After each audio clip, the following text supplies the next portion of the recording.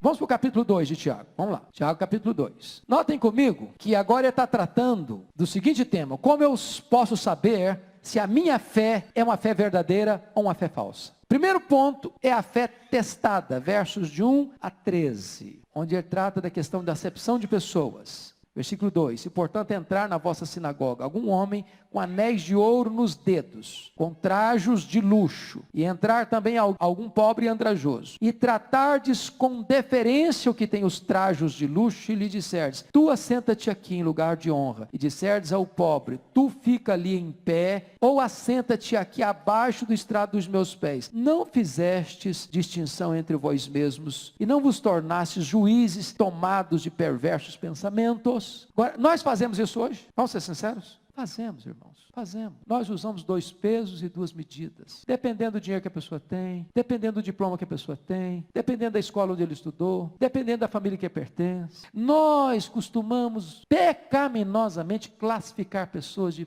muito importantes, importantes, menos importantes e insignificantes. E isso é uma espécie de prumo de Deus na nossa fé. Deus enxerga assim? Não. Deus vê a roupa que o cara está usando para dar valor para ele? Não. Deus vê o diploma na parede que ele pendurou para Deus dar valor para ele? Não. Para Deus, um analfabeto e um pós-doutor tem o mesmo valor. Para eu ter uma fé testada, eu preciso ter os mesmos valores que Deus tem. E talvez, humanamente falando, nós deveríamos dar mais atenção aos pequenos, porque eles já são desprezados lá fora. Eles deveriam ter muita dignidade aqui dentro. Que quem já tem muito prestígio lá fora, não precisa de ser insensado não. Já está acostumado com isso. Não deveríamos repensar nossa prática? Desde a entrada no portão, até o último aperto de mão na porta da igreja. Tiago está tratando de coisas práticas. Segundo aspecto que Tiago trata é da fé morta. Olha comigo capítulo 2, versos 14 a 17. Meus irmãos, qual é o proveito? Se alguém disser que tem fé, mas não tiver obras, pode acaso semelhante fé salvá-lo? Se um irmão ou uma irmã estiverem carecidos de roupa e necessitados de alimento cotidiano, e qualquer dentre vós lhes disser: ide em paz, aquecei-vos e fartai-vos, sem contudo lhes dar o necessário para o corpo, qual o proveito disso? Assim também a fé, se não tiver obras, por si só está morta. Aqui está um ponto de tensão enorme, porque quando Lutero chamou Tiago de carta de palha, uma das razões é que ele viu nesse texto uma contradição com o que Paulo escreveu, que nós somos justificados mediante a fé, sem o concurso das obras. Certo ou verdade? Teologicamente, certo ou verdade? Certo, certo. Você não é justificado pela fé mais as obras. Você é justificado só pela fé em Cristo. Mas a fé verdadeira, ela não vem só. Tiago não está tratando da causa. Tiago está tratando de quê?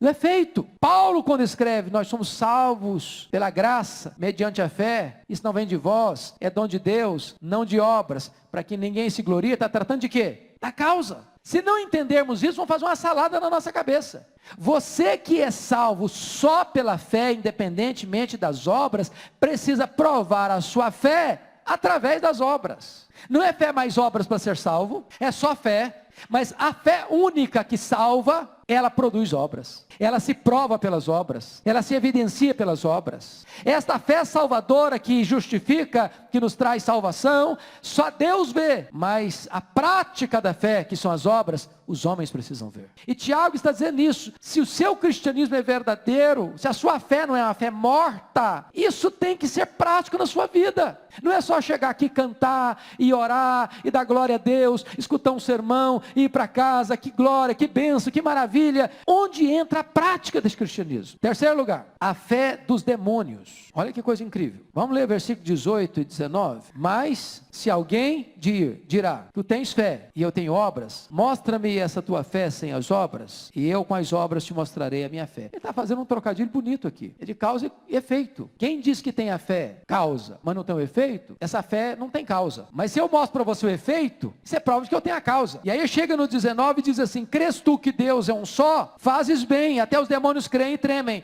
E aí eu fico impressionado, porque os demônios, eles têm uma fé assim bem avançada. Sabes tu que Deus é um só? Fazes bem. Porque tem muita gente que não sabe que Deus é um só. Tem muito politeísta por aí. Então o demônio está assim muito na frente de muita gente hoje. Você pega um teólogo liberal, ele não acredita que Deus é um só. Ele não acredita na divindade de Cristo. Então os demônios são mais ortodoxos do que os teólogos liberais. Agora notem, eles não só creem, eles fazem o que mais? Tremem. A fé dos demônios tem razão e tem emoção. O que Tiago está querendo mostrar para nós é o seguinte, irmãos: você não pode se considerar um cristão apenas pelos dogmas certos que você professa. Professar os dogmas certos é fundamental, é inegociável. Você não pode ser um cristão se você não professa a verdade. É claro. Ah, não, eu não creio que Jesus é o Filho de Deus. Não, então você não é um cristão. Ah, eu acho que a salvação não é pela graça. Então você não é um cristão. Ah, eu acho que a Bíblia é um livro comum como qualquer outro. Então você não é um cristão.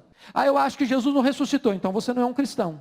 Agora, imagine, não, eu creio que Deus é um só, eu creio que Jesus nasceu da Virgem Maria, eu creio que ele apareceu sob o poder dos Pôncio Pilatos, eu creio que ele morreu, eu creio que ele ressuscitou, eu creio que ele voltou para o céu, eu creio que ele vai voltar, eu creio na Bíblia, eu creio. Isso por si só me faz um cristão? Não necessariamente. Ser um cristão implica na transformação que essa verdade produziu em mim. Se eu creio nisso, a minha vida é outra, porque os demônios creem, mas eles não são convertidos, os demônios creem, mas eles nunca foram regenerados, os demônios creem, mas eles vão para o inferno.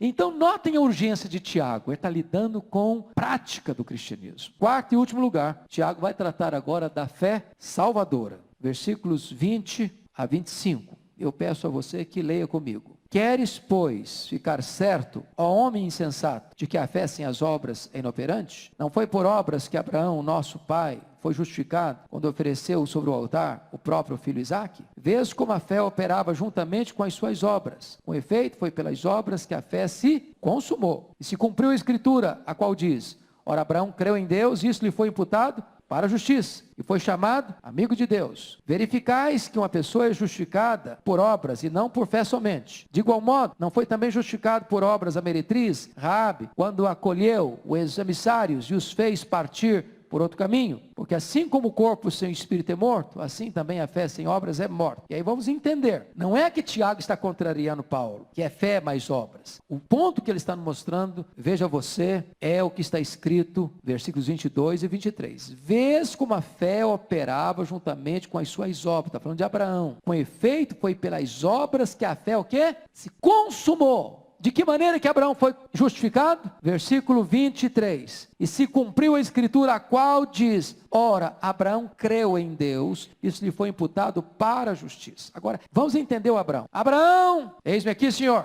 Pega o teu filho, teu único filho a quem amas. Vai e sacrifica-o lá no Monte Moriá. Que distância? 3 dias de viagem. O que Abraão fez? Duvidou? Não. O que ele fez? Ele creu.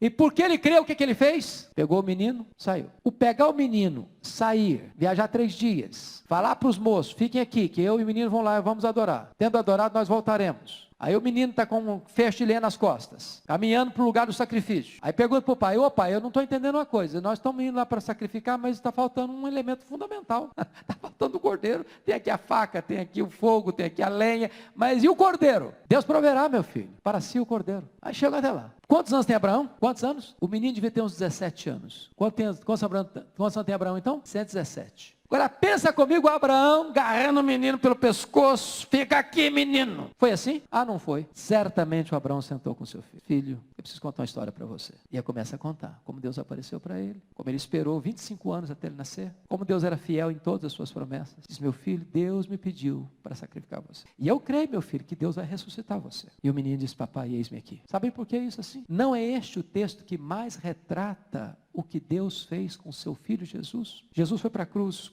contrariado? Não. Foi num conselho eterno. O pai e o filho. O pai disse, meu filho, eu estou te entregando. Não vou poupar a sua própria vida, para que aqueles que estão perdidos sejam salvos. E o filho diz, eis-me aqui, meu pai, eis-me aqui. Foi essa atitude de Abraão, que a Bíblia chama de obras. A fé se consumou pelas obras. Se Abraão disse a Deus, eu creio em ti, mas eu não vou lá não. Eu creio em ti, mas não sacrifico não. Eu creio em ti, mas não te obedeço não. Eu creio em ti, mas não faço a tua vontade não. Essa fé é morta. Eu creio em Deus, mas não obedeço a Deus não. Eu creio em Deus, mas não faço a vontade de Deus não. Eu creio em Deus, mas não me santifico não. Eu creio em Deus, mas eu amo o mundo. Que fé é essa? É fé morta. Quando Raabe creu, o que ela fez? Ela protegeu os espias. É o fato dela ter protegido os espias e não entregado os espias à população de Jericó, é que a Bíblia diz que ela também foi justificada pelas obras, no sentido de que a fé dela se evidenciou pelas obras. Tiago não está contrariando Paulo. Tiago está, de certa forma, comparando complementando o que Paulo disse com exemplos. Porque vamos pegar o texto de Paulo agora, Efésios 2. Pela graça, sois salvos mediante a fé. Isso não vem de vós, é dom de Deus. Não de obras, para que ninguém se glorie. Agora vamos continuar. Pois somos feitura dele, criados em Cristo Jesus, para as boas obras, as quais Deus preparou de antemão para que andássemos nelas. Então note você que Paulo está exatamente dizendo o que Tiago está nos ensinando aqui. Qual é a base meritória da salvação? A graça. Qual é a base instrumental da salvação? É a fé. Qual é o propósito da salvação? As obras. As obras. Você foi salvo pela graça, mediante a fé, para as obras. Está tudo certo. Não estão batendo cabeça. Eles estão dizendo a mesma verdade. A Bíblia não se contradiz. Do contrário, não seria palavra de Deus.